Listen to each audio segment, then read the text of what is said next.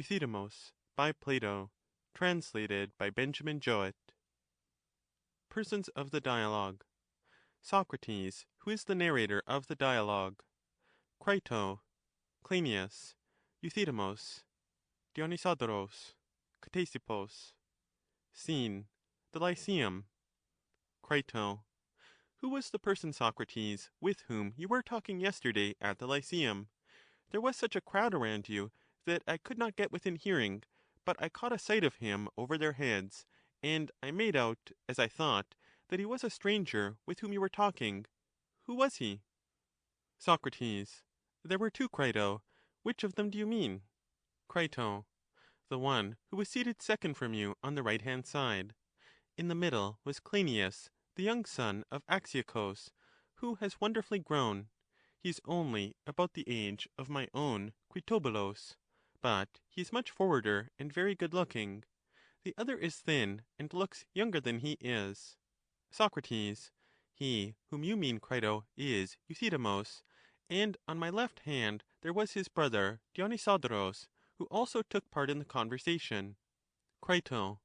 Neither of them are known to me, Socrates. They are a new importation of Sophists, as I should imagine. Of what country are they, and what is their line of wisdom? Socrates. As to their origin, I believe that they are natives of this part of the world, and have migrated from Chios and Thurii. They were driven out of Thurii, and have been living for many years past in this region. As to their wisdom, about which you ask, Crito, they are wonderful, consummate. I never knew what the true Pancratiast was before. They are simply made up of fighting, not like the two Acarnanian brothers who fight with their bodies only, but this pair are perfect in the use of their bodies, and have a universal mode of fighting, for they are capital at fighting in armor, and will teach the art to any one who pays them. And also they are masters of legal fence, and are ready to do battle in the courts. They will give lessons in speaking and pleading, and in writing speeches. And this was only the beginning of their wisdom, but they have at last carried out the pancratiastic art to the very end, and have mastered the only mode of fighting which had been hitherto neglected by them. And now no one dares look at them. Such is their skill in the war of words, that they can refute any proposition, whether true or false. Now I am thinking, Crito, of putting myself in their hands, for they say that in a short time they can impart their skill to any one. Crito. But, Socrates, are you not too old? There may be reason to fear that. Socrates. Certainly not, Crito, as I will prove to you, for I have the consolation of knowing that they began this art of disputation which I covet, quite, as I may say, in old age. Last year, or the year before, they had none of their new wisdom. I am only apprehensive that I may bring the two strangers into disrepute, as I have done Conos, the son of Metrobios, the harp-player, who is still my music-master. For when the boys who also go to him see me going, they laugh at me, and call him grandpapa's master. Now I should not like the strangers to experience this sort of treatment, and perhaps they may be afraid and not like to receive me because of this. And therefore, Crito, I shall try and persuade some old men to go along with me to them, as I persuaded them to go to Conos, and I hope that you will make one, and perhaps we had better take your sons as a bait. They will want to have them, and will be willing to receive us as pupils for the sake of them. Crito. I see no objection, Socrates, if you like. But first I wish that you would give me a description of their wisdom, that I may know beforehand what we are going to learn. Socrates. I will tell you at once, for I cannot say that I did not attend. The fact was that I paid great attention to them, and I remember and will endeavor to tell you the whole story. I was providentially sitting alone in the dressing-room of the Lyceum in which you saw me, and was about to depart, when, as I was getting up, I recognized the familiar divine sign, so I sat down again, and in a little while the two brothers, Euthydemus and Dionysodorus, came in, and several others with them, whom I believe to be their disciples, and they walked about in the covered space. They had not taken more than 2 or 3 turns when Cleinias entered, who, as you truly say, is very much improved. he was followed by a host of lovers, one of whom was Ctesippus the Paeanian, a well-bred youth, but also having the wildness of youth.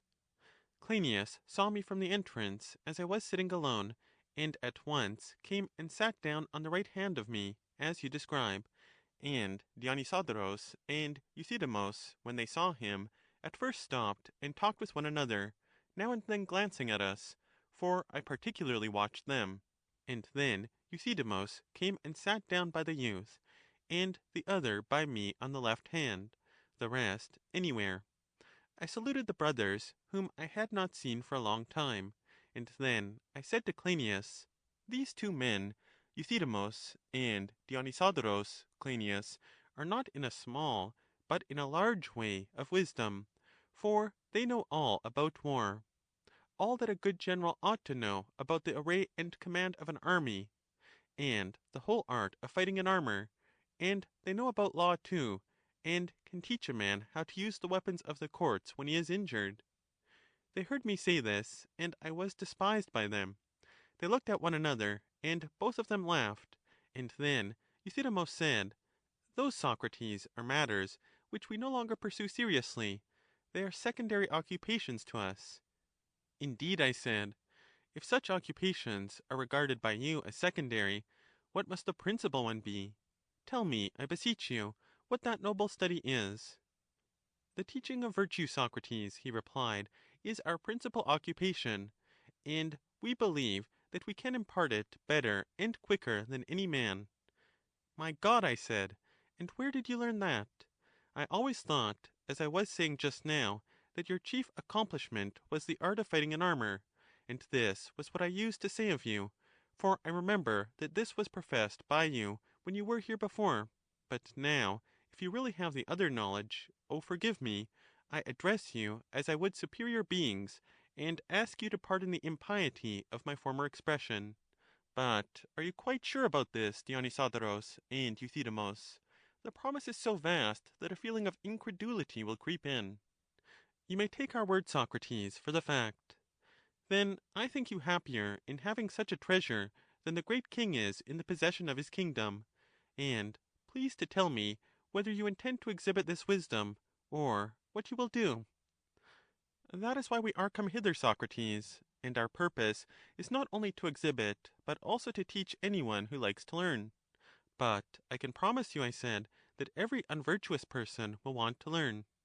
I shall be the first, and there is the youth Cleinias, and Ctesippus, and here are several others, I said, pointing to the lovers of Cleinias, who were beginning to gather round us. Now Ctesippus was sitting at some distance from Cleinias, and when Euthydemus leaned forward in talking with me, he was prevented from seeing Cleinias, who was between us, and so, partly because he wanted to look at his love, and also because he was interested, he jumped up and stood opposite to us, and all the other admirers of Cleinias, as well as the disciples of Euthydemus and Dionysodorus, followed his example, and these were the persons whom I showed to Euthydemus, telling him that they were all eager to learn, to which Ctesippus and all of them with one voice vehemently assented, and bid him exhibit the power of his wisdom. Then I said, O Euthydemus and Dionysodorus, I earnestly request you to do myself and the company the favor to exhibit. There may be some trouble in giving the whole exhibition, but tell me one thing, can you make a good man only of him who is convinced that he ought to learn of you, or of him also who is not convinced, either because he imagines that virtue is not a thing which can be taught at all, or that you two are not the teachers of it? Say whether your art is able to persuade such an one, nevertheless, that virtue can be taught, and that you are the man from whom he will be most likely to learn. This is the art, Socrates, said Dionysodorus, and no other. And you, Dionysodorus, I said, are the men who among those who are now living are the most likely to stimulate him to philosophy and the study of virtue? Yes, Socrates, I rather think that we are. Then I wish that you would be so good as to defer the other part of the exhibition, and only try to persuade the youth whom you see here that he ought to be a philosopher and study virtue. Exhibit that, and you will confer a great favor on me, and on every one present, for the fact is that I and all of us are extremely anxious that he should be truly good. His name is Cleinias, and he is the son of Axiochus, and grandson of the old Alcibiades, cousin of the Alcibiades that now is. He is quite young, and we are naturally afraid that some one may get the start of us, and turn his mind in a wrong direction, and he may be ruined. Your visit, therefore, is most happily timed, and I hope that you will make a trial of the young man, and converse with him in our presence, if you have no objection. These were pretty nearly the expressions which I used, and Euthydemus, in a lofty and at the same time cheerful tone, replied, there can be no objection, Socrates, if the young man is only willing to answer questions. He is quite accustomed to that, I replied, for his friends often come and ask him questions and argue with him, so that he is at home in answering. What followed, Crito? How can I rightly narrate? For not slight is the task of rehearsing infinite wisdom, and therefore, like the poets, I ought to commence my relation with an invocation to memory and the Muses.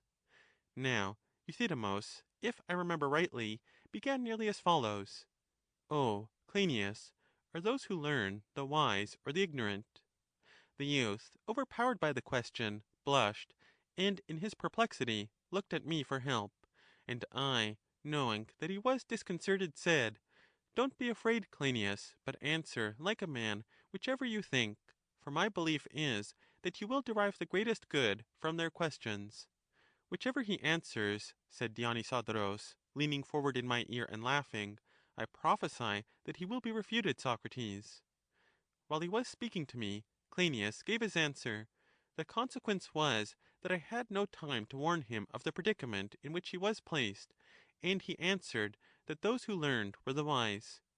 Euthydemus proceeded: there are those whom you call teachers, are there not? The boy assented. And they are the teachers of those who learn. The grammar master and the lyre master used to teach you and other boys, and you were the learners? Yes. And when you were learners, you did not as yet know the things which you were learning? No, he said. And were you wise then? No, indeed, he said. But if you were not wise, you were unlearned? Certainly. You then, learning what you did not know, were unlearned when you were learning? The youth nodded assent. Then the unlearned learn, and not the wise, Cleinias, as you imagine. At these words the followers of Euthydemus, of whom I spoke, like a chorus at the bidding of their director, laughed and cheered. Then, before the youth had well time to recover, Dionysodorus took him in hand, and said, yes, Cleinias, and when the grammar master dictated to you, were they the wise boys or the unlearned who learned the dictation? The wise, replied Cleinias. Then, after all, the wise are the learners, and not the unlearned, and your last answer to Euthydemus was wrong. Then followed another peal of laughter and shouting, which came from the admirers of the two heroes, who were ravished with their wisdom, while the rest of us were silent and amazed. This Euthydemus, perceiving, determined to persevere with the youth, and in order to heighten the effect went on asking another similar question, which might be compared to the double turn of an expert dancer. Do those, said he, who learn what they know, or what they do not know? Dionysodorus said to me in a whisper, that, Socrates, is just another of the same sort. Good heavens, I said, and your last question was so good. Like all our other questions, Socrates, he replied, inevitable. I see the reason, I said, why you are in such reputation among your disciples. Meanwhile, Cleinias had answered Euthydemus that those who learned what they do not know, and he put him through a series of questions as before. Don't you know letters? He assented. All letters? Yes. But when the teacher dictates to you, does he not dictate letters? He admitted that. Then, if you know all letters, he dictates that which you know? He admitted that also. Then, said the other, you do not learn that which he dictates, but he only who does not know letters learns? Nay, said Cleinias, but I do learn. Then, said he, you learn what you know, if you know all the letters? He admitted that. Then he said, You were wrong in your answer. The word was hardly out of his mouth when Dionysodorus took up the argument like a ball which he caught, and had another throw at the youth. Cleinias, he said, Euthydemus is deceiving you. For tell me now, is not learning acquiring knowledge of that which one learns? Cleinias assented. And knowing is having knowledge at the time? He agreed. And not knowing is not having knowledge at the time? He admitted that. And are those who acquire those who have or have not a thing? Those who have not. And have you not admitted that those who do not know are of the number of those who have not? He nodded assent. Then those who learn are of the class of those who acquire, and not of those who have? He agreed. Then, Cleinias, he said, those who do not know learn, and not those who know. Euthydemus was proceeding to give the youth a third fall, but I knew that he was in deep water, and therefore, as I wanted to give him a rest, and also in order that he might not get out of heart, I said to him consolingly, You must not be surprised, Cleinias, at the singularity of their mode of speech. This I say because you may not understand what they are doing with you. They are only initiating you after the manner of the Corybantes in the mysteries, and this answers to the enthronement which, if you have ever been initiated, is, as you will know, accompanied by dancing and sport. And now they are just prancing and dancing about you, and will next proceed to initiate you. And at this stage you must imagine yourself to have gone through the first part of the sophistical ritual, which, as Prodicus says, begins with initiation into the correct use of terms. The two strange gentlemen wanted to explain to you, as you do not know, that the word to learn has two meanings, and is used, first, in the sense of acquiring knowledge of some matter of which you previously have no knowledge, and also, when you have the knowledge, in the sense of reviewing this same matter done or spoken by the light of this knowledge. This last is generally called knowing rather than learning, but the word learning is also used, and you did not see that the word is used of two opposite sorts of men, of those who know, and of those who do not know, as they explained. There was a similar trick in the second question, when they asked you whether men learn what they know or what they do not know. These parts of learning are not serious, and therefore I say that these gentlemen are not serious, but only in fun with you. And if a man had all that sort of knowledge that ever was, he would not be at all the wiser. He would only be able to play with men, tripping them up and oversetting them with distinctions of words. He would be like a person who pulls away a stool from some one when he is about to sit down, and then laughs and claps his hands at the sight of his friend sprawling on the ground. And you must regard all that has passed hitherto as merely play. But now I am certain that they will proceed to business and keep their promise. I will show them how, for they promised to give me a sample of the hortatory philosophy, but I suppose that they wanted to have a game of play with you first. And now, Euthydemus and Dionysodorus, I said, I think that we have had enough of this. Will you let me see you exhibiting to the young man, and showing him how he is to apply himself to the study of virtue and wisdom? And I will first show you what I conceive to be the nature of the task, and what I desire to hear. And if I do this in a very inartistic and ridiculous manner, do not laugh at me, for I only venture to improvise before you because I am eager to hear your wisdom. And I must therefore ask you to keep your countenances, and your disciples also.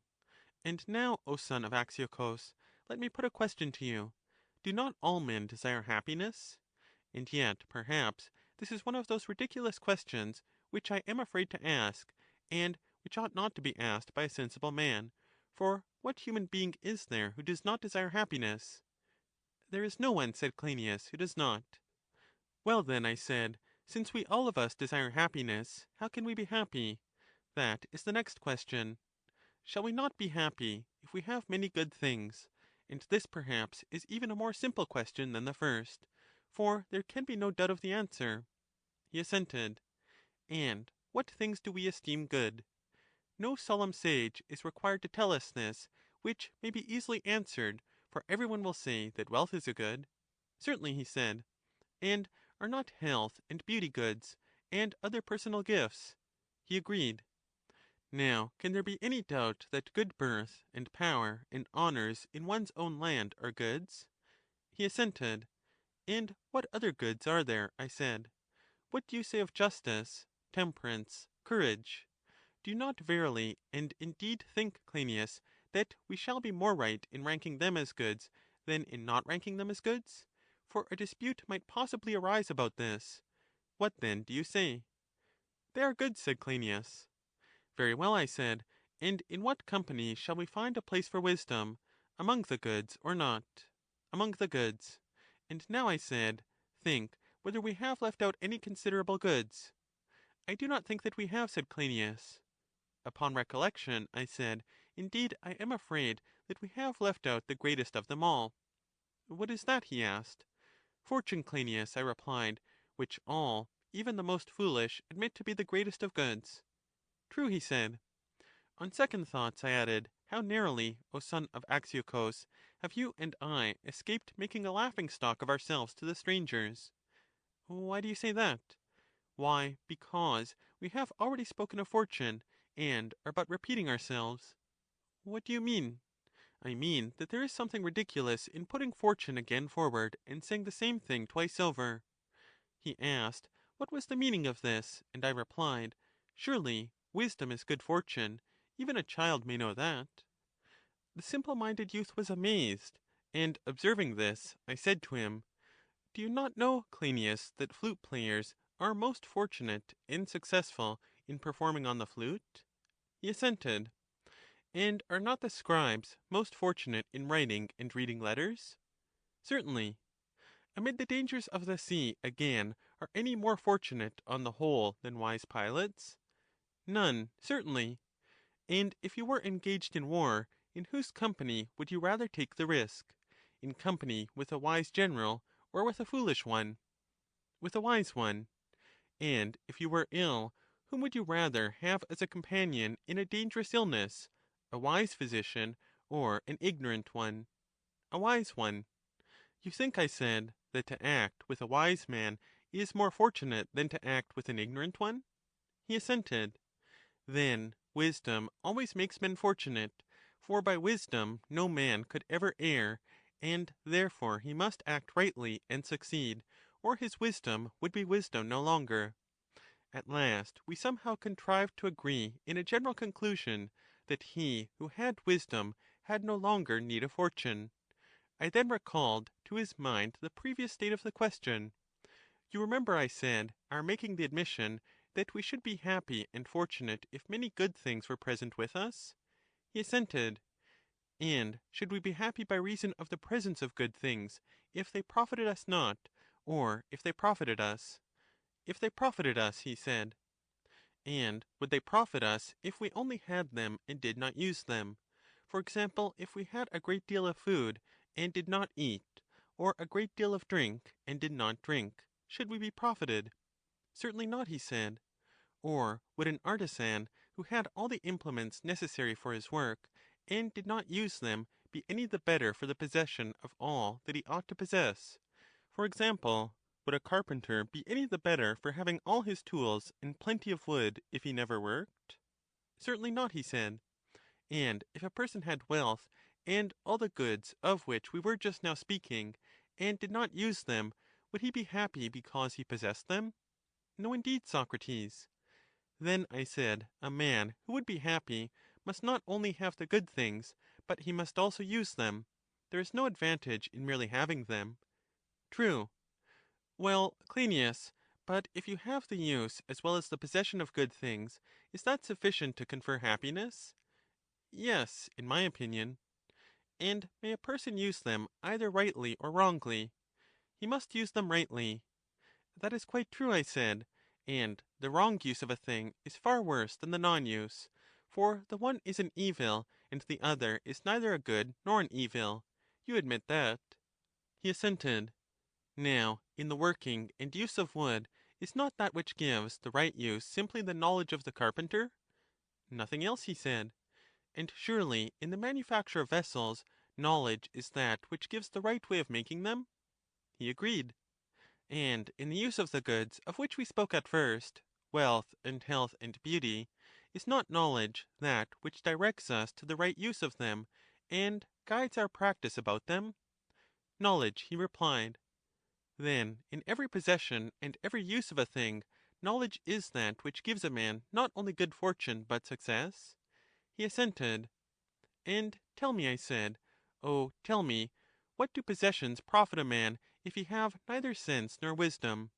Would a man be better off having and doing many things without wisdom, or a few things with wisdom? Look at the matter thus. If he did fewer things, would he not make fewer mistakes? If he made fewer mistakes, would he not have fewer misfortunes? And if he had fewer misfortunes, would he not be less miserable? Certainly, he said. And who would do least, a poor man or a rich man? A poor man. A weak man or a strong man? A weak man. A noble man or a mean man? A mean man. And a coward would do less than a courageous and temperate man? Yes. And an indolent man less than an active man? He assented. And a slow man less than a quick? And one who had dull perceptions of seeing and hearing less than one who had keen eyes? All this was mutually allowed by us. Then I said, Cleinias, the sum of the matter appears to be that the goods of which we spoke before are not to be regarded as goods in themselves, but the degree of good and evil in them depends on whether they are or are not under the guidance of knowledge. Under the guidance of ignorance they are greater evils than their opposites, inasmuch as they are more able to minister to the evil principle which rules them, and when under the guidance of wisdom and virtue they are greater goods. But in themselves they are nothing. That, he said, appears to be certain. What then, I said, is the result of all this? Is not this the result, that other things are indifferent, and that wisdom is the only good, and ignorance the only evil? He assented. Let us consider this further point, I said. Seeing that all men desire happiness, and happiness, as has been shown, is gained by a use, and a right use of the things of life, and the right use of them, and good fortune in the use of them is given by knowledge, the inference is that every man ought by all means to try and make himself as wise as he can? Yes, he said. And the desire to obtain this treasure, which is far more precious than money, from a father, or a guardian, or a friend, or a suitor, whether citizen or stranger, the eager desire and prayer to them that they would impart wisdom to you, is not at all dishonorable, Cleinias. Nor is any one to be blamed for doing any honorable service or ministration to any man, whether a lover or not, if his aim is wisdom. Do you agree to that? I said. Yes, he said, I quite agree, and think that you are right. Yes, I said, Cleinias, if only wisdom can be taught, and does not come to man spontaneously, for that is a point which has still to be considered, and is not yet agreed upon by you and me. But I think, Socrates, that wisdom can be taught, he said. Best of men, I said, I am delighted to hear you say that, and I am also grateful to you for having saved me from a long and tiresome speculation as to whether wisdom can be taught or not. But now, as you think that wisdom can be taught, and that wisdom only can make a man happy and fortunate, will you not acknowledge that all of us ought to love wisdom, and that you in particular should be of this mind, and try to love her?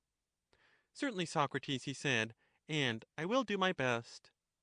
I was pleased at hearing this, and I turned to Dionysodorus and Euthydemus, and said, that is an example, clumsy and tedious I admit, of the sort of exhortations which I desire you to offer, and I hope that one of you will set forth what I have been saying in a more artistic style. At any rate, take up the inquiry where I left off, and next show the youth whether he should have all knowledge, or whether there is one sort of knowledge only which will make him good and happy, and what that is. For, as I was saying at first, the improvement of this young man in virtue and wisdom is a matter which we have very much at heart. Thus I spoke, Crito, and was all attention to what was coming. I wanted to see how they would approach the question, and where they would start in their exhortation to the young man that he should practice wisdom and virtue. Dionysodorus, the elder, spoke first. Everybody's eyes were directed towards him, perceiving that something wonderful might shortly be expected. And certainly they were not far wrong, for the man Crito began a remarkable discourse well worth hearing, and wonderfully persuasive as an exhortation to virtue. Tell me, he said, Socrates, and the rest of you who say that you want this young man to become wise, are you in jest, or in real earnest? I was led by this to imagine that they fancied us to have been jesting when we asked them to converse with the youth, and that this made them jest and play, and, being under this impression, I was the more decided in saying that we were in profound earnest. Dionysodorus said, Reflect, Socrates, you may have to deny your words. I have reflected, I said, and I shall never deny my words. Well, said he, and so you say that you wish Cleinias to become wise? Undoubtedly. And he is not wise as yet? At least his modesty will not allow him to say that he is.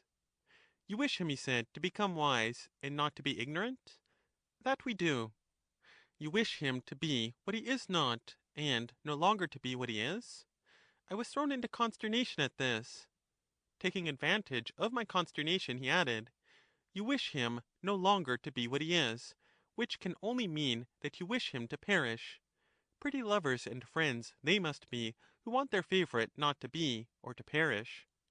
When Ctesippus heard this, he got very angry, as a lover might, and said, Strangers of Thurii, if politeness would allow me, I should say, You be— What can make you tell such a lie about me and the others, which I hardly like to repeat, as that I wish Cleinias to perish? Euthydemus replied, And do you think, Ctesippus, that it is possible to tell a lie? Yes, said Ctesippus, I should be mad to deny that. And in telling a lie, do you tell the thing of which you speak, or not? You tell the thing of which you speak. And he who tells that thing which he tells, and no other? Yes, said Ctesippus. And that is a distinct thing, apart from other things? Certainly. And he who says that thing says that which is? Yes. And he who says that which is says the truth? And therefore, Dionysodorus, if he says that which is, says the truth of you and no lie? Yes, Euthydemus, said Ctesippus, but in saying this he says what is not. Euthydemus answered, And that which is not is not? True. And that which is not is nowhere? Nowhere. And can any one do anything about that which has no existence, or do to Cleinias that which is not and is nowhere? I think not, said Ctesippus. Well, but do rhetoricians, when they speak in the assembly, do nothing? Nay, he said, they do something. And doing is making? Yes. And speaking is doing and making? He agreed. Then no one says that which is not, for in saying that he would be doing nothing, and you have already acknowledged that no one can do what is not, and therefore, upon your own showing, no one says what is false. But if Dionysodorus says anything, he says what is true, and what is? Yes, Euthydemus, said Ctesippus, but he speaks of things in a certain way and manner, and not as they really are. Why, Ctesippus, said Dionysodorus, do you mean to say that any one speaks of things as they are? Yes, he said, all gentlemen and truth-speaking persons. And are not good things good, and evil things evil? He assented. And you say that gentlemen speak of things as they are? Yes. Then the good speak evil of evil things, if they speak of them as they are? Yes, indeed, he said, and they speak evil of evil men. And if I may give you a piece of advice, you had better take care that they don't speak evil of you, since I can tell you that the good speak evil of the evil. And do they speak great things of the great, rejoined Euthydemus, and warm things of the warm? Yes, indeed, said Ctesippus, and they speak coldly of the insipid and cold dialectician. You are abusive, Ctesippus, you are abusive. Indeed, I am not, Dionysodorus, he replied, for I love you, and am giving you friendly advice, and if I could, would persuade you not to make so uncivil a speech to me as that I desire my beloved, whom I value above all men, to perish. I saw that they were getting exasperated with one another, so I made a joke with him and said, Oh, Ctesippus, I think that we must allow the strangers to use language in their own way, and not quarrel with them about words, but be thankful for what they give us.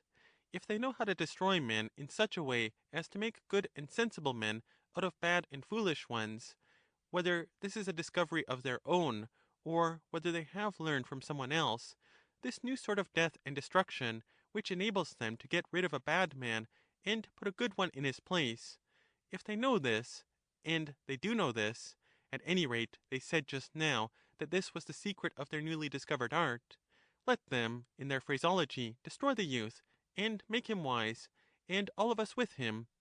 But if you young men do not like to trust yourselves with them, then fiat experimentum in corpore sensis, I will be the carrion on whom they shall operate. And here I offer my old person to Dionysodorus. He may put me into the pot, like Medea the Colchian, kill me, pickle me, eat me, if he will only make me good. Ctesippus said, and I, Socrates, am ready to commit myself to the strangers. They may skin me alive if they please, and I am pretty well skinned by them already, if only my skin is made at last, not like that of Marsyas, into a leathern bottle, but into a piece of virtue. And here is Dionysodorus fancying that I am angry with him, when I am really not angry at all. I do but contradict him when he seems to me to be in the wrong. And you must not confound abuse and contradiction, O illustrious Dionysodorus, for they are quite different things. Contradiction, said Dionysodorus, why, there never was such a thing. Certainly there is, he replied, there can be no question of that. Do you, Dionysodorus, maintain that there is not? You will never prove to me, he said, that you have heard any one contradicting any one else. Indeed, he said, then now you may hear Ctesippus contradicting Dionysodorus. Are you prepared to make that good? Certainly, he said. Well then, are not words expressive of things? Yes. Of their existence, or of their non-existence? Of their existence. For, as you may remember, Ctesippus, we just now proved that no man could affirm a negative, for no one could affirm that which is not. And what does that signify? Said Ctesippus. You and I may contradict all the same for that. But can we contradict one another, said Dionysodorus, when both of us are describing the same thing? Then we must surely be speaking the same thing. He admitted that. Or when neither of us is speaking of the same thing, for then neither of us says a word about the thing at all. He granted that also. But when I describe something, and you describe another thing, or I say something, and you say nothing, is there any contradiction? How can he who speaks contradict him who speaks not? Here Ctesippus was silent, and I, in my astonishment, said, What do you mean, Dionysodorus? I have often heard, and have been amazed to hear this thesis of yours, which is maintained and employed by the disciples of Protagoras, and others before them, and which to me appears to be quite wonderful and suicidal, as well as destructive, and I think that I am most likely to hear the truth of this from you. The dictum is that there is no such thing as falsehood. A man must either say what is true, or say nothing. Is not that your position? He assented. But if he cannot speak falsely, may he not think falsely? No, he cannot, he said. Then there is no such thing as false opinion? No, he said. Then there is no such thing as ignorance, or men who are ignorant, for is not ignorance, if there be such a thing, a mistake of facts? Certainly, he said. And that is impossible? Impossible, he replied. Are you saying this is a paradox, Dionysodorus, or do you seriously maintain that no man is ignorant? Do you refute me? He said. But how can I refute you, if, as you say, falsehood is impossible? Very true, said Euthydemus. Neither did I tell you just now to refute me, said Dionysodorus, for how can I tell you to do that which is not? Oh, Euthydemus, I said, I have but a dull conception of these subtleties and excellent devices of wisdom. I am afraid that I hardly understand them, and you must forgive me, therefore, if I ask a very stupid question. If there be no falsehood, or false opinion, or ignorance, there can be no such thing as erroneous action, for a man cannot fail of acting as he is acting. That is what you mean? Yes, he replied. And now, I said, I will ask my stupid question. If there is no such thing as error in deed, word, or thought, then what, in the name of goodness, do you come hither to teach? And were you not just now saying that you could teach virtue best of all men to any one who could learn? And are you such an old fool, Socrates, rejoined Dionysodorus, that you bring up now what I said at first? And if I had said anything last year, I suppose that you would bring that up, but are nonplussed at the words I have just uttered. Why, I said, they are not easy to answer, for they are the words of wise men. And indeed I have a great difficulty in knowing what you mean in that last expression of yours, that I am nonplussed at them. What do you mean by that, Dionysodorus? You must mean that I have no refutation of them. Tell me if the words have any other sense. No, he said, the sense or meaning of them is that there is a difficulty in answering them, and I wish that you would answer. What, before you, Dionysodorus? I said. Answer, said he. And is that fair? Yes, quite fair, he said. Upon what principle? I said. I can only suppose that you are a very wise man who comes to us in the character of a great logician, and who knows when to answer and when not to answer, and now you won't open your mouth at all, because you know that you ought not. You prate, he said, instead of answering. But if, my good sir, you admit that I am wise, answer as I tell you. I suppose that I must obey, for you are master. Put the question. Are the things which have sense alive or lifeless? They are alive. And do you know of any word which is alive? I cannot say that I do. Then why did you ask me what sense my words had? Why, because I was stupid and made a mistake, and yet perhaps I was right after all in saying that words have a sense. What do you say, wise man? If I was not in error, and you do not refute me, all your wisdom will be nonplussed. But if I did fall into error, then again you are wrong in saying that there is no error, and this remark was made by you not quite a year ago. I am inclined to think, however, Dionysodorus and Euthydemus, that this argument is not very likely to advance. Even your skill in the subtleties of logic, which is really amazing, has not found out the way of throwing another and not falling yourself. Ctesippus said, Men of Chios, three, or however and whatever you call yourselves, I wonder at you, for you seem to have no objection to talking nonsense. Fearing that there would be high words, I endeavored to soothe Ctesippus, and said to him, To you, Ctesippus, I must repeat what I said before to Cleinias, that you don't understand the peculiarity of these philosophers. They are not serious, but, like the Egyptian wizard, Proteus, they take different forms, and deceive us by their enchantments. And let us, like Menelaus, refuse to let them go until they show us their real form and character. When they are in earnest, their full beauty will appear. Let us then beg and entreat and beseech them to shine forth, and I think that I had better show them once more the form in which I pray to behold them.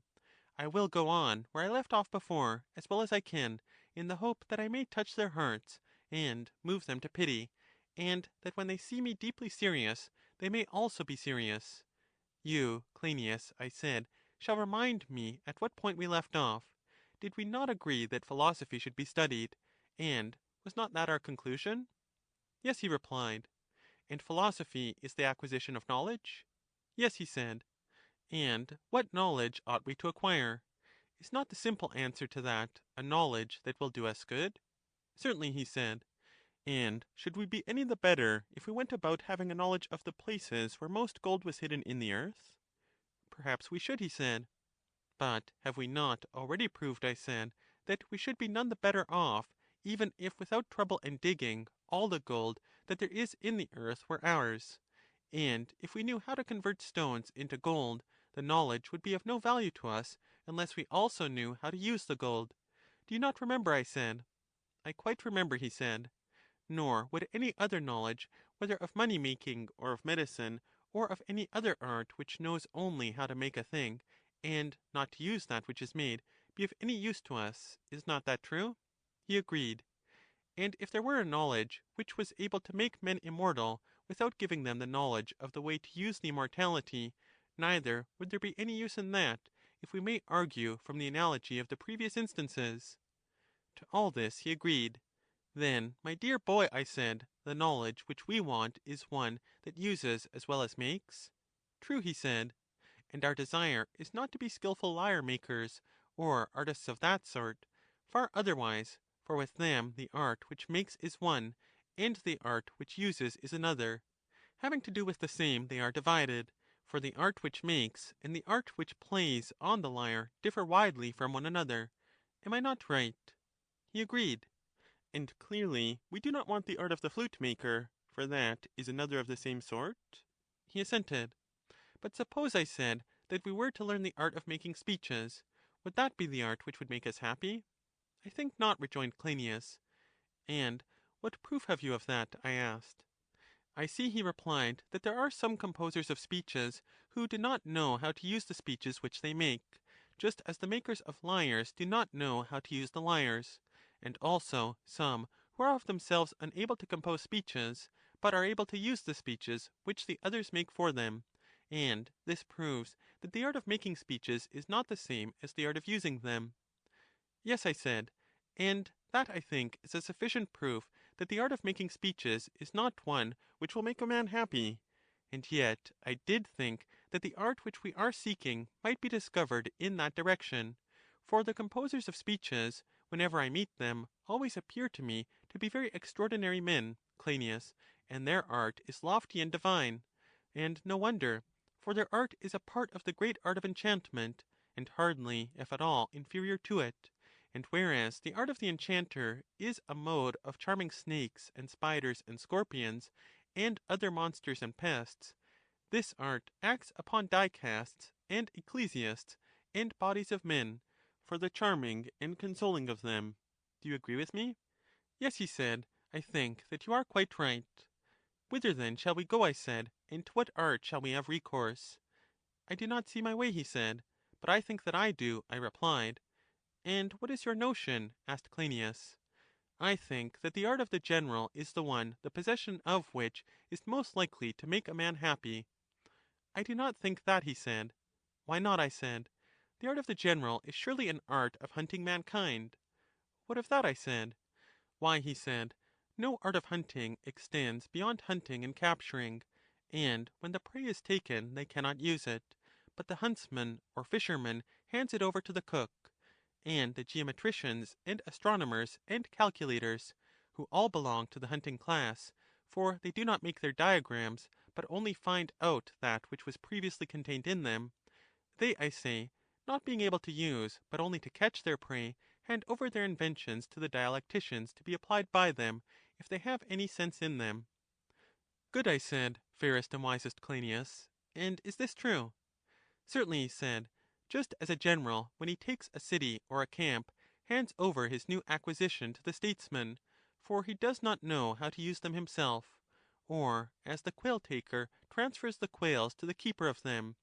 If we are looking for that art which is to make us blessed, and which is able to use that which it makes or takes, the art of the general is not the one, and some other must be found. Crito. And do you mean to say, Socrates, that the youngster said that? Socrates. Are you incredulous, Crito? Crito. Indeed I am, for if he said that, I am of opinion that he needs neither Euthydemus nor any one else to be his instructor. Socrates. Perhaps I may have forgotten, and Ctesippus was the real answerer. Crito. Ctesippus? Nonsense. Socrates. All I know is that I heard these words, and that they were not spoken either by Euthydemus or Dionysodorus. I dare say, my good Crito, that they may have been spoken by some superior person. That I heard them, I am certain. Crito. Yes, indeed, Socrates, by some one a good deal superior, as I should be disposed to think. But did you carry the search any further, and did you find the art which you were seeking? End of Part 1 of Euthydemus. Part 2 of Euthydemus by Plato. Crito. But did you carry the search any further, and did you find the art which you were seeking? Socrates. Find? My dear sir, no indeed. And we cut a poor figure. We were like children after larks, always on the point of catching the art, which was always getting away from us. But why should I repeat the whole story? At last we came to the kingly art, and inquired whether that gave and caused happiness, and then we got into a labyrinth, and when we thought we were at the end, came out again at the beginning, having still to seek as much as ever. Crito. How did that happen, Socrates? Socrates. I will tell you. The kingly art was identified by us with the political. Crito. Well, and what came of that? Socrates. To this royal or political art, all the arts, including that of the general, seemed to render up the supremacy, as to the only one which knew how to use that which they created. This seemed to be the very art which we were seeking, the art which is the source of good government, and which may be described, in the language of Aeschylus, as alone sitting at the helm of the vessel of state, piloting and governing all things and utilizing them. Crito. And were you not right, Socrates? Socrates. You shall judge, Crito, if you are willing to hear what followed. For we resumed the inquiry, and a question of this sort was asked. Does this kingly art, having this supreme authority, do anything for us? To be sure, was the answer. And would not you, Crito, say the same? Crito. Yes, I should. Socrates. And what would you say that the kingly art does? If medicine were supposed to have supreme authority over the subordinate arts, and I were to ask you a similar question about that, you would say that it produces health? Crito. I should. Socrates. And what of your own art of husbandry, supposing that to have supreme authority over the subject arts? What does that do? Does it not supply us with the fruits of the earth? Crito. Yes. Socrates. And what does the kingly art do when invested with supreme power? Perhaps you may not be ready with an answer. Crito. Indeed, I am not, Socrates. Socrates. No more were we, Crito. But at any rate, you know that if this is the art which we were seeking, it ought to be useful? Crito. Certainly. Socrates. And surely it ought to do us some good. Crito. Certainly, Socrates. Socrates. And Cleinias and I had arrived at the conclusion that knowledge is the only good? Crito. Yes, that was what you were saying. Socrates.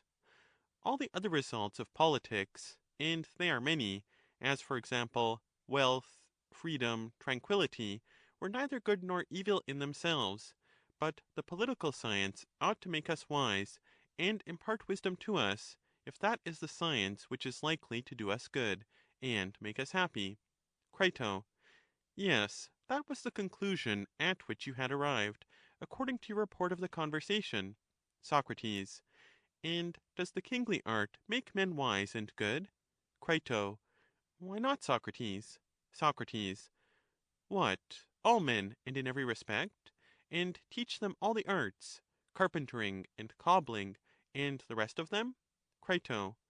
I do not think that, Socrates. Socrates.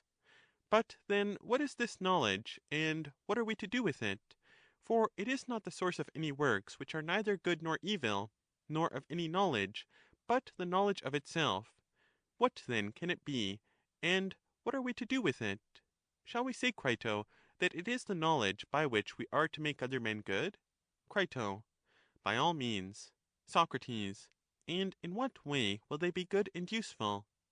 Shall we repeat that they will make others good, and that these others will make others again, without ever determining in what they are to be good?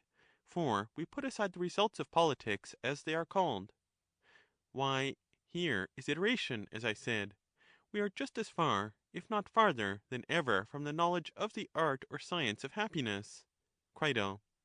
Indeed, Socrates, you do appear to have got into a great perplexity. Socrates.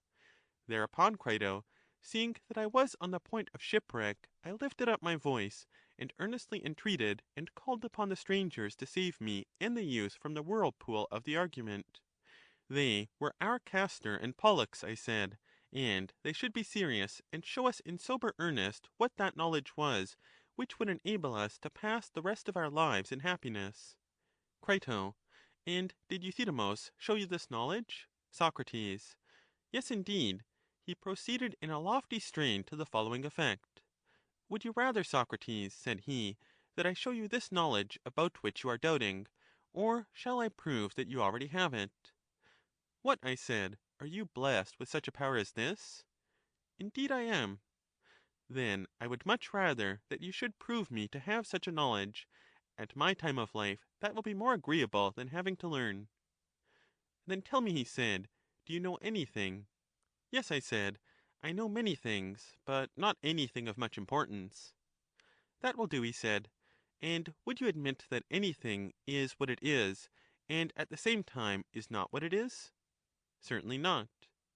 And did you not say that you knew something? I did. If you know, you are knowing? Certainly, of the knowledge which I have. That makes no difference. And must you not, if you are knowing, know all things? Certainly not, I said, for there are many other things which I do not know. And if you do not know, you are not knowing? Yes, my friend, I said, I am not knowing of that which I do not know.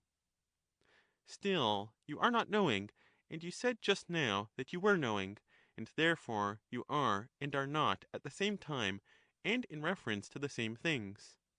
That sounds well, Euthydemus, and yet I must ask you to explain how I have that knowledge which we were seeking, since a thing cannot be and not be, and if I know one thing, I know all, for I cannot be knowing and not knowing at the same time, and if I know all things, I must have that knowledge as well.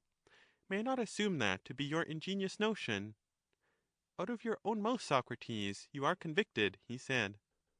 Well, but, Euthydemus, I said, has that never happened to you? For if I am only in the same case as you, and our beloved Dionysodorus, I cannot greatly mind that. Tell me then, you two, do you not know some things, and not know others? Certainly not, Socrates, said Dionysodorus. What do you mean? I said. Do you know nothing? Nay, he replied, we do know something. Then I said, you know all things, if you know anything? Yes, all things, he said, and that is as true of you as of us. Oh, indeed, I said, what a wonderful thing, and what a great blessing! And do all other men know all things or nothing? Certainly, he replied, they cannot know some things and not know others, and be at the same time knowing and not knowing. Then what is the inference? I said. They all know all things, he replied, if they know one thing. Oh, heavens, Dionysodorus, I said, I see now that you are in earnest. Hardly have I got you to that point. And do you really know all things, including carpentering and leather cutting? Certainly, he said. And do you know stitching? Yes, indeed we do, and cobbling too. Yes. And do you know things such as the numbers of the stars and of the sand? Certainly. Did you think that we should say no to that? By Zeus, said Ctesippus, interrupting, I only wish that you would give me some proof which would enable me to know whether you say truly. What proof shall I give you? He said. Will you tell me how many teeth Euthydemus has, and Euthydemus shall tell how many teeth you have? Will you not take our word that we know all things? Certainly not, said Ctesippus. You must further tell us this one thing, and then we shall know that you are speaking the truth. If you tell us the number, and we count them, and you are found to be right, we will believe the rest. They fancied that Ctesippus was making game of them, and they refused, and contented themselves with saying, in answer to each of his questions, that they knew all things. Ctesippus at last began to throw off all restraint. No question was too bad for him. He would ask them if they knew the foulest things, and they, like wild boars, came rushing on his blows, and fearlessly replied that they did. At last, Crito, I too was carried away by my incredulity, and asked Euthydemus whether Dionysodorus could dance. Certainly, he replied. And can he vault upon swords, and turn upon a wheel at his age? Has he got to such a height of skill as that? He can do anything, he said. And did you always know this? Always, he said. When you were children, and at your birth? They both said that they did.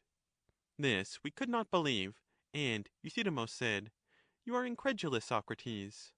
Yes, I said, and I might well be incredulous, if I did not know that you are wise men. But if you will answer, he said, I will make you confess to similar marvels. Well, I said, there is nothing that I should like better than to be self-convicted of this.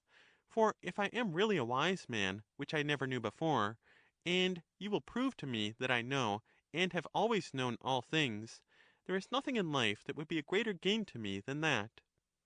Answer then, he said. Ask, I said, and I will answer. Do you know something, Socrates, or nothing? Something, I said. And do you know with what you know, or with something else? With what I know, and I suppose that you mean with my soul? Are you not ashamed, Socrates, of asking a question when you are asked? Well, I said, but then what am I to do? For I will do what you bid. When I do not know what you are asking, you tell me to answer nevertheless, and not to ask again.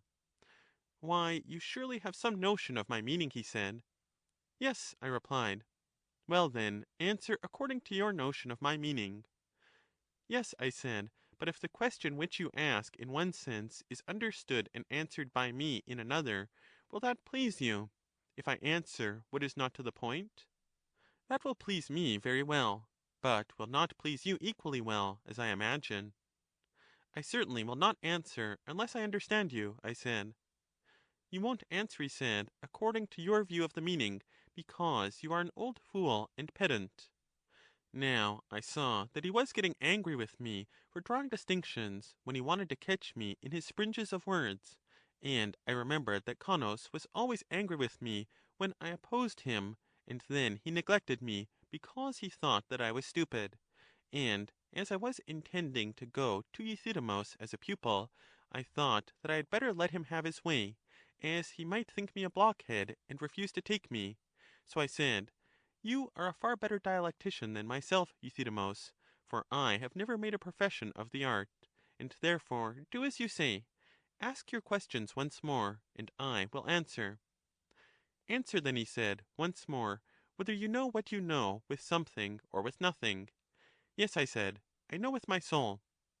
The man will go on adding to the question, for, said he, I did not ask you with what you know, but whether you know with something. My ignorance, I said, led me to answer more than you asked, and I hope that you will forgive that. And now I will answer simply that I always know what I know with something. And is that something, he rejoined, always the same, or sometimes one thing and sometimes another thing? Always, I replied, when I know with this. Will you not cease adding to your answers? My fear is that this word always may get us into trouble. You perhaps, but certainly not us. And now answer, do you always know with this? Always, since I am required to withdraw the words, when I know. You always know with this, or always knowing, do you know some things with this, and some things with something else?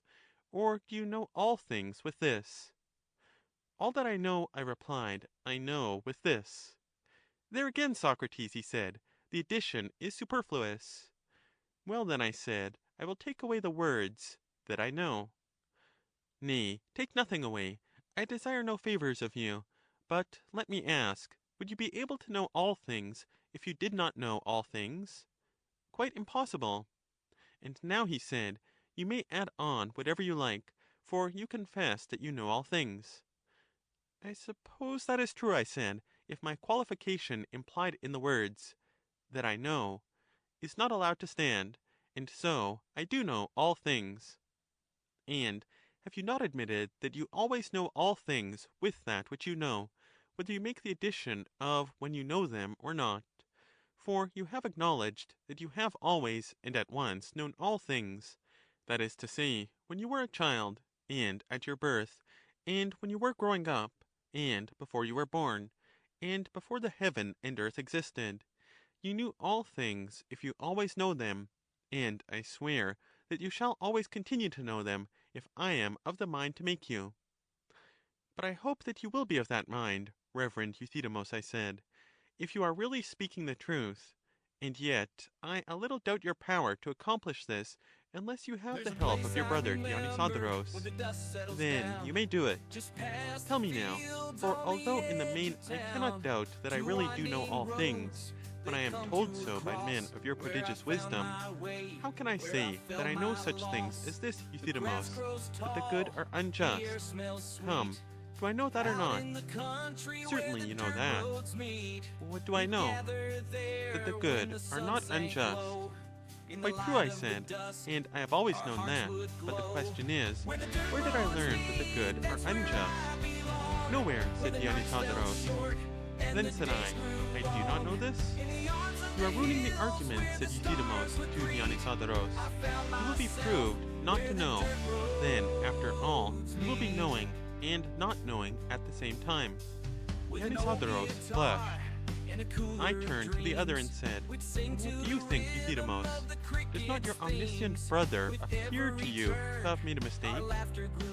What? Replied Dionysodorus in an instant. Am I the brother of Euthydemus? Thereupon I said, please not to interrupt my good friend, or prevent Euthydemus from proving to me that I know the unjust to be the good.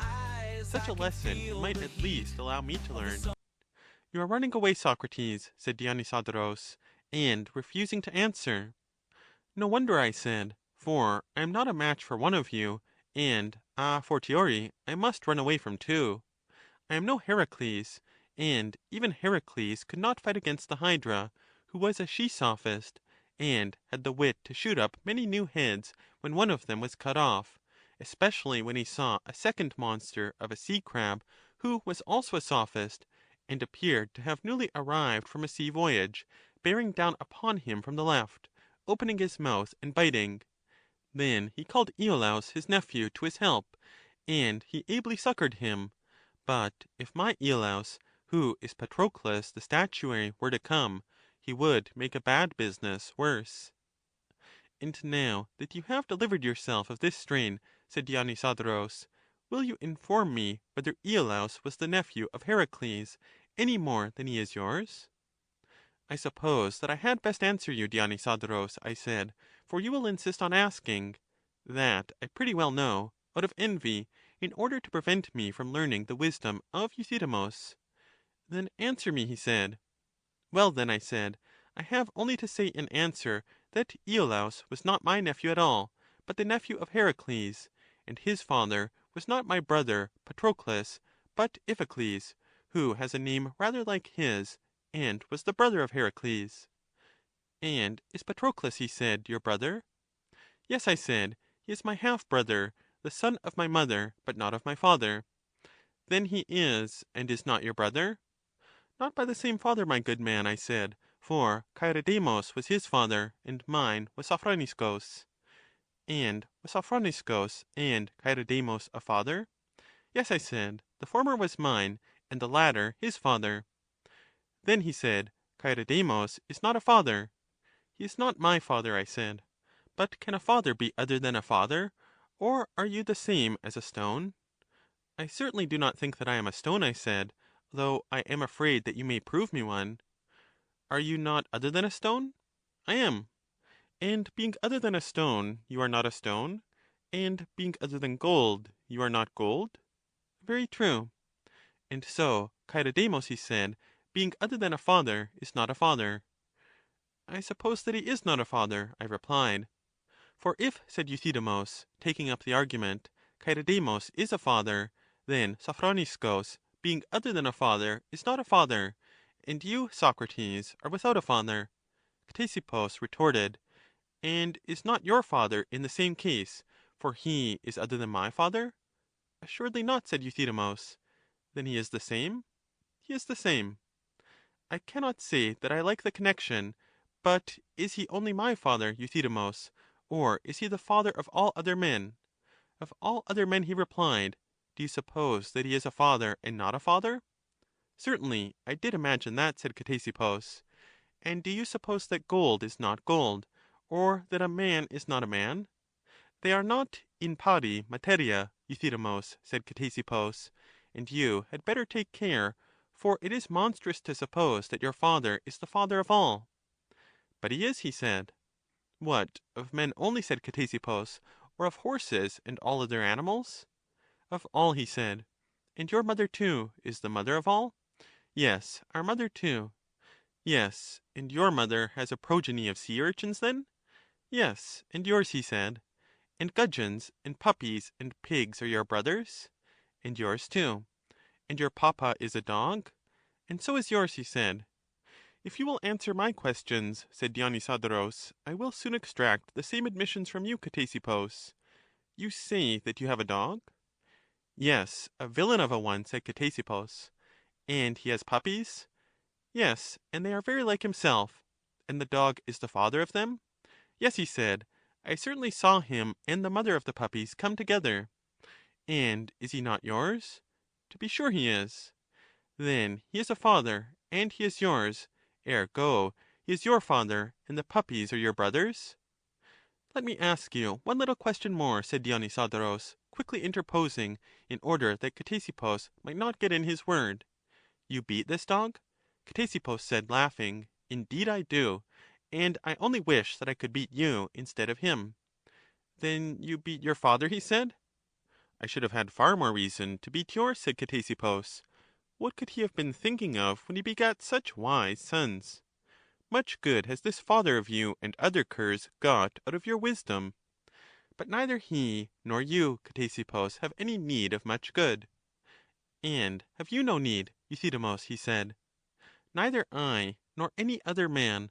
For tell me now, Ctesippus, if you think it good or evil for a man who is sick to drink medicine when he wants it, or to go to war armed rather than unarmed.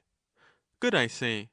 And yet I know that I am going to be caught in one of your charming puzzles.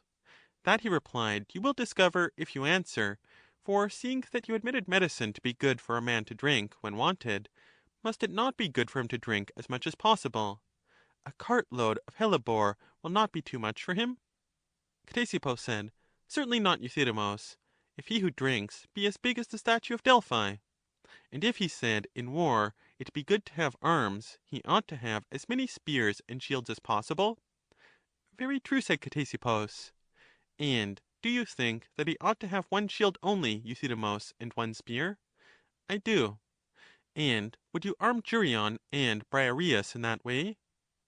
Considering the skill which you and your companion have in fighting in armor, I thought that you would have known better. Here Euthydemus held his peace, and Dionysodorus returned to the previous answer. Don't you think the possession of gold is good? Yes, said Ctesippus, and the more the better. And to have money everywhere and always is a good? Certainly, a great good, he said. And you admit that gold is a good? I have admitted that, he replied.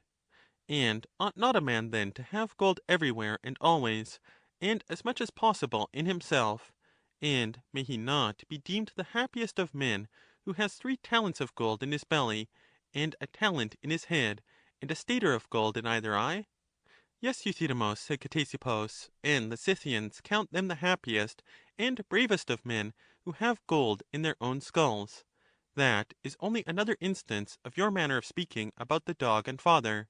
And what is still more extraordinary, they drink out of their own skulls gilt, and see the inside of them, and hold their own heads in their hands.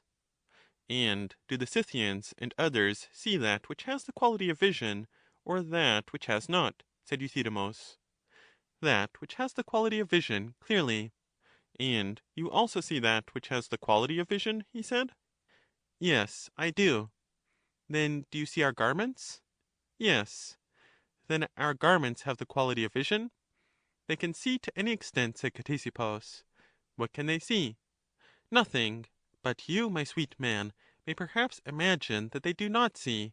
And certainly, Euthydemus, you do seem to me to have been caught napping when you were not asleep, and that if it be possible to say and say nothing, that is what you are doing. And may not a person speak and be silent? Said Dionysodorus. Impossible, said Ctesippus. Or be silent and speak. That is still more impossible, he said. But when you speak of stones, wood, iron bars, do you not speak of them silent? Not when I pass a smithy, for then the iron bars make a tremendous noise and outcry if they are touched, so that here your wisdom is strangely mistaken. Please, however, to tell me how you can be silent when speaking. I thought that Ctesippus was put upon his mettle because Cleinias was present.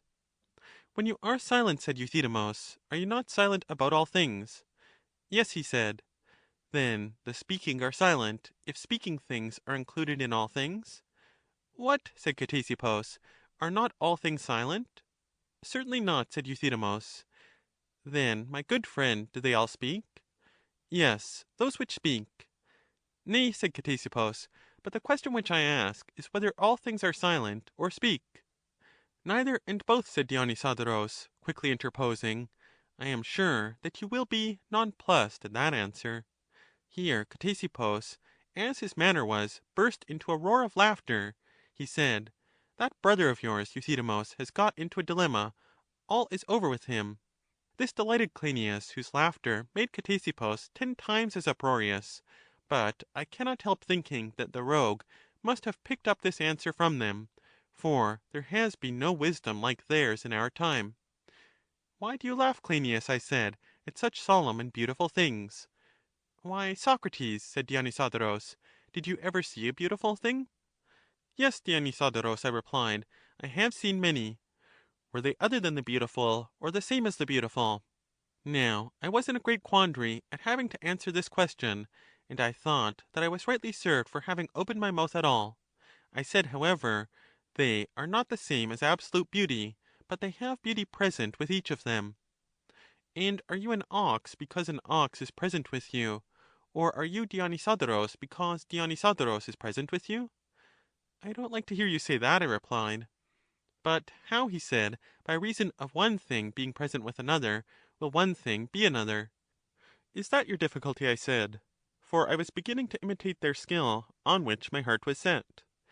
Yes, he answered, and I and all the world are in a difficulty about the non-existent. What do you mean, Dionysodorus? I said. Is not the honorable honorable, and the base base? That, he said, is as I please. And do you please? Yes, he said. Also you will admit that the same is the same, and the other other, for surely the other is not the same. I should imagine that even a child will hardly have any difficulty about this. But I think, Dionysodorus, that you must have intentionally missed the last question. For in general you seem to me to be a good workman, and to do the dialectician's business excellently well. What, said he, is the business of a good workman? Tell me, in the first place, whose business is hammering? The smith's. And whose the making of pots? The potter's. And who has to kill, and skin, and mince, and boil, and cook? The cook, I said. And if a man does his business he does rightly? Certainly. And the business of the cook is to cut up and skin. You have admitted that? Yes, I have admitted that, but you must not be too severe upon me. Then if some one were to kill, mince, boil, roast the cook, he would do his business. And if you were to hammer the smith, and pot the potter, he would do their business? Poseidon, I said, this is the crown of wisdom. Can I ever hope to have such wisdom of my own? And would you be able, Socrates, to recognize this wisdom when it has become your own? Certainly, I said, if you will allow me. What, he said, do you think that you know what is your own? Yes, I do, subject to your correction, for you are the bottom, and Euthydemus is the top of all my wisdom. Is not that which you would deem your own, he said, that which you have in your own power, and which you are able to use as you would desire? For example, an ox or a sheep. Would you not think that your own, which you could sell, and give, and sacrifice to any god whom you pleased, and that which you could not give, or sell, or sacrifice, you would think not to be in your own power? Yes, I said, for I was certain that something good would come of the questions which I was impatient to hear. Yes, such things only are mine. Yes, he said, and you would mean by animals living beings? Yes, I said. You admit then that those animals only are yours, with which you have the power to do all these things which I was just naming? I admit that. Then, after an ironical pause, in which he seemed to be thinking of something great, he said, Tell me, Socrates, have you an ancestral Zeus? Here, anticipating the final move, which was to enclose me in the net, In the attempt to get away, I gave a desperate twist and said, No, Dionysodorus, I have not. What a miserable man you must be then, he said. You are not an Athenian if you have no ancestral gods or temples, or any other good. Nay, Dionysodorus, I said, do not be rough. Good words, if you please. In the way of religion I have altars and temples, domestic and ancestral, and all that other Athenians have. And have not other Athenians, he said, an ancestral Zeus? That name, I said, is not to be found among the Ionians, whether colonists or citizens of Athens. An ancestral Apollo there is, who is the father of Ion, and a family Zeus, and a Zeus guardian of the Phratry, and an Athene guardian of the Phratry. But the name of ancestral Zeus is unknown to us. No matter, said Dionysodorus, for you admit that you have Apollo, Zeus, and Athene? Certainly, I said.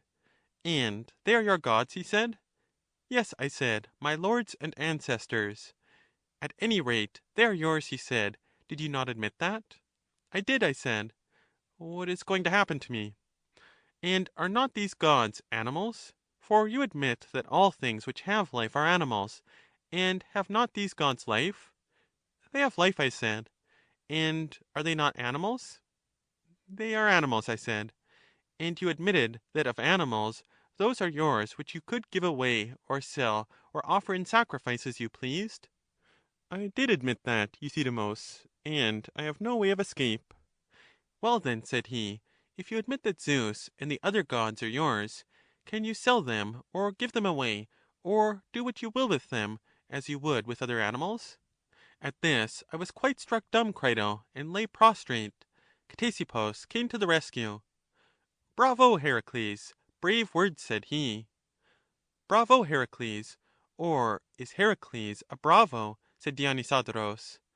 Poseidon, said Ctesippus, what awful distinctions! I will have no more of them. The pair are invincible. Then, my dear Crito, there was universal applause of the speakers and their words, and what with laughing, and clapping of hands, and rejoicings, the two men were quite overpowered, for hitherto only their partisans had cheered at each successive hit, but now the whole company shouted with delight until the columns of the Lyceum returned the sound, seeming almost to sympathize in their joy. To such a pitch was I affected myself, that I made a speech in which I acknowledged that I had never seen the like of their wisdom. I was their devoted servant, and fell to praising and admiring of them. What marvellous dexterity of wit, I said, enabled you to acquire this great perfection in such a short time? There is much indeed to admire in your words, Euthydemus and Dionysodorus, but there is nothing that I admire more than your magnanimous disregard of any opinion, whether of the many, or of the grave and reverend seniors, which is not the opinion of those who are like-minded with you. And I do verily believe that there are few who are like you, and would approve of your arguments. The majority of mankind are so ignorant of their value, that they would be more ashamed of employing them in the refutation of others, than of being refuted by them. I must further express my approval of your kind and public-spirited denial of all differences, whether of good and evil, white or black, or any other, the result of which is, that, as you say, every mouth is stopped, not excepting your own, which graciously follows the example of others, and thus all ground of offense is taken away. But what appears to me to be more than all is, that this art and invention of yours is so admirably contrived, that in a very short time it can be imparted to any one. I observe that Ctesippus learned to imitate you in no time. Now this quickness of attainment is an excellent thing, but at the same time I would advise you not to have any more public entertainments. There is a danger that men may undervalue an art which they have so easy an opportunity of learning. The exhibition would be best of all if the discussion were confined to your two selves, but if there must be an audience, let him only be present who is willing to pay a handsome fee. You should be careful of this, and if you are wise, you will also bid your disciples discourse with no man but you and themselves. For only what is rare is valuable, and water, which as Pindar says is the best of all things, is also the cheapest. And now I have only to request that you will receive Cleinias and me among your pupils. Such was the discussion, Crito, and after a few more words had passed between us, we went away. I hope that you will come to them with me, since they say that they are able to teach any one who will give them money, however old or stupid. And one thing which they said I must repeat for your especial benefit, that not even the business of making money need hinder any man from taking in their wisdom with ease. Cri. Truly, Socrates, though I am curious and ready to learn, yet I fear that I am not like-minded with Euthydemus, but one of the other sort, who, as you were saying, would rather be refuted by such arguments than use them in refutation of others. And though I may appear ridiculous in venturing to advise you, I think that you may as well hear what was said to me by a man of very considerable pretensions. He was a professor of legal oratory, who came away from you while I was walking up and down. Crito, said he to me, are you attending to these wise men? No, indeed, I said to him. I could not get within hearing of them, there was such a crowd. You would have heard something worth hearing if you had. What was that? I said. You would have heard the greatest masters of the art of rhetoric discoursing. And what did you think of them? I said. What did I think of them? He said. What any one would think of them who heard them talking nonsense and making much ado about nothing. That was the expression which he used. Surely, I said, philosophy is a charming thing. Charming, he said. What simplicity! Philosophy is not. And I think that if you had been present, you would have been ashamed of your friend. His conduct was so very strange in placing himself at the mercy of men who care not what they say, and fasten upon every word. And these, as I was telling you, are supposed to be the most eminent professors of their time. But the truth is, Crito, that the study and the men themselves are both equally mean and ridiculous. Now his censure of the pursuit, Socrates, whether coming from him or from others, appears to me to be undeserved. But as to the impropriety of holding a public discussion with such men, I confess that I thought he was in the right about that. Soc. Oh, Crito, they are marvellous men. But what was I going to say? What manner of man was he who came up to you and censured philosophy? Was he an orator who himself practices in the courts, or an instructor of orators who makes the speeches with which they do battle?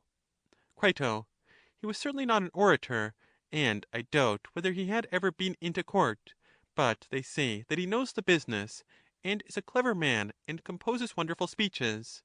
Soc. Now I understand, Crito. He is one of an amphibious class, whom I was on the point of mentioning, one of those whom Prodicus describes as on the border ground between philosophers and statesmen. They think that they are the wisest of all men, and that they are generally esteemed the wisest. Nothing but the rivalry of the philosophers stands in their way, and they are of the opinion that if they can prove the philosophers to be good for nothing, no one will dispute their title to the palm of wisdom.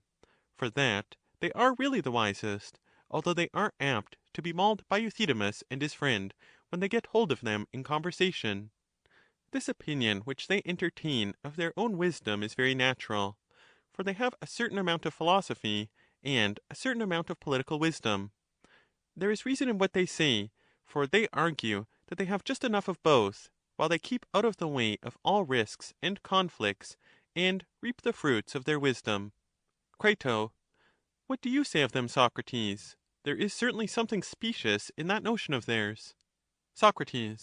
Yes, Crito, there is more speciousness than truth. They cannot be made to understand the nature of intermediates, for all persons or things, which are intermediate between two other things, and participant of them, if one of these two things is good and the other evil, are better than the one and worse than the other. But if they are in a mean between two good things, which do not tend to the same end, they fall short of either of their component elements in the attainment of their ends. Only in the case when the two component elements which do not tend to the same end are evil is the participant better than either.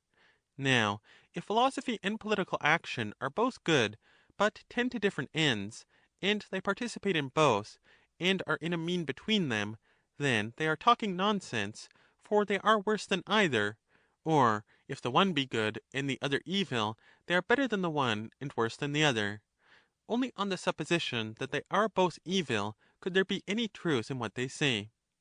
I do not think that they will admit that their two pursuits are either wholly or partly evil, but the truth is that these philosopher politicians, who aim at both, fall short of both in the attainment of their respective ends, and are really third, although they would like to stand first. There is no need, however, to be angry at this ambition of theirs. They may be forgiven that, for every man ought to be loved who says and manfully pursues and works out anything which is at all like wisdom. At the same time, we shall do well to see them as they really are. Crito. I have often told you, Socrates, that I am in a constant difficulty about my two sons. What am I to do with them? There is no hurry about the younger one, who is only a child, but the other, Critobulus, is getting on, and needs some one who will improve him. I cannot help thinking, when I hear you talk, that there is a sort of madness in many of our anxieties about our children. In the first place, about marrying a wife of good family to be the mother of them, and then about heaping up money for them, and yet taking no care about their education.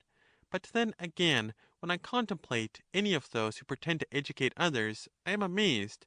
They all seem to me to be such outrageous beings, if I am to confess the truth, so that I do not know how I can advise the youth to study philosophy. Soc. Dear Crito, do you not know that in every profession the inferior sort are numerous and good for nothing, and the good are few and beyond all praise?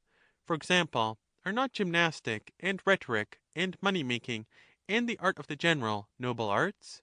Crito. Certainly they are, in my judgment. Soc. Well, and do you not see that in each of these arts the many are ridiculous performers? Crito. Yes, indeed, that is very true. Soc. And will you, on this account, shun all these pursuits yourself, and refuse to allow them to your son? Crito. That would not be reasonable, Socrates. Soc. Do you then be reasonable, Crito, and do not mind whether the teachers of philosophy are good or bad, but think only of philosophy herself. Try and examine her well and truly, and if she be evil, seek to turn away all men from her, and not your sons only. But if she be what I believe that she is, then follow her and serve her, you and your house, as the saying is, and be of good cheer. End of Euthydemus, by Plato. Translated by Benjamin Jowett. Read by Geoffrey Edwards.